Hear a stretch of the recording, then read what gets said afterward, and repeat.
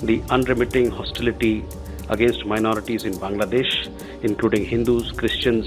বাংলাদেশ ইস্যুতে ভারতের পররাষ্ট্র মন্ত্রণালয়ের সাম্প্রতিক ব্রিফিং যেন পুরনো রেকর্ডের ঘুরপাক। দিল্লি আগের অবস্থানেই আছে। এই বাক্যেই ভারত বোঝাতে চেয়েছে বাংলাদেশ বদলালেও ভারতের দৃষ্টিভঙ্গি বদলায়নি। কিন্তু এই অবস্থান আসলে কি? সংখ্যালঘু, নির্বাচন, গণতন্ত্র সবখানেই নৈতিকতার বুলি। আর বাস্তবে কৌশলী নিরাপত্তা, সুবিধাজনক অস্বীকৃতি। প্রশ্নের বন্যায় পড়ে ব্রিফিং যতটা দীর্ঘ, উত্তরগুলো ততটাই এড়ানো আর আত্মরক্ষামূলক। Akhilesh, your question regarding minorities. নতুন এবং ফিরে আসা গ্রাহকদের জন্য নগদে চলছে ক্যাশব্যাক সহ প্রতিদিন হাজারো উপহার জেতার সুযোগ। হবে আশা আর ফেরা, সারপ্রাইজ সেরা।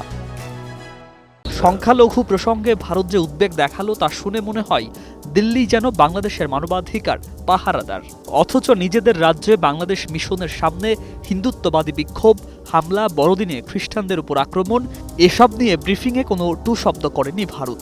প্রতিবেশীর ঘরের জানালা দিয়ে তাকিয়ে উপদেশ দেয়া সহজ, নিজের উঠোনে আগুন জ্বললে চোখ বন্ধ করাই বোধহয় কূটনৈতিক শিষ্টাচার। এটাই দিল্লির নতুন নীতি। নির্বাচন নিয়ে ভারতের বক্তব্য আরও বিস্ময়কর।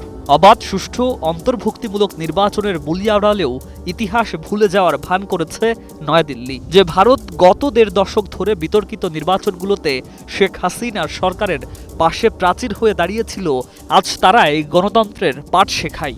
আওয়ামী লীগ নিষিদ্ধ থাকলে নির্বাচন মানবে কিনা এই প্রশ্নে স্পষ্ট জবাব না দিয়ে ভারত বলে সবাই অংশ নিক। এমন অস্পষ্টতায় লুকিয়ে আছে রাজনৈতিক সুবিধাবাদ। শেখ হাসিনার প্রত্যার্পণ প্রশ্নে ভারতের মুখোশ আরও স্পষ্ট।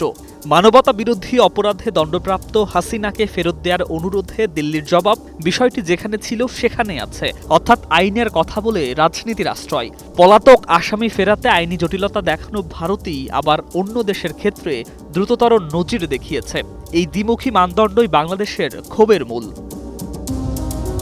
সব মিলিয়ে এই ব্রিফিং আসলে বার্তা দিয়েছে একটাই: ২৪-এর গণঅভ্যুত্থানের পর বদলে যাওয়া বাংলাদেশকে ভারত এখনও মেনে নিতে পারেনি। প্রতিবেশী হিসাবে সহযোগিতার বদলে তত্ত্বাবধানের ভঙ্গি, সমতার বদলে প্রভুত্বের সুর, এই মনোভাবেই সম্পর্কের সংকট ঘনীভূত।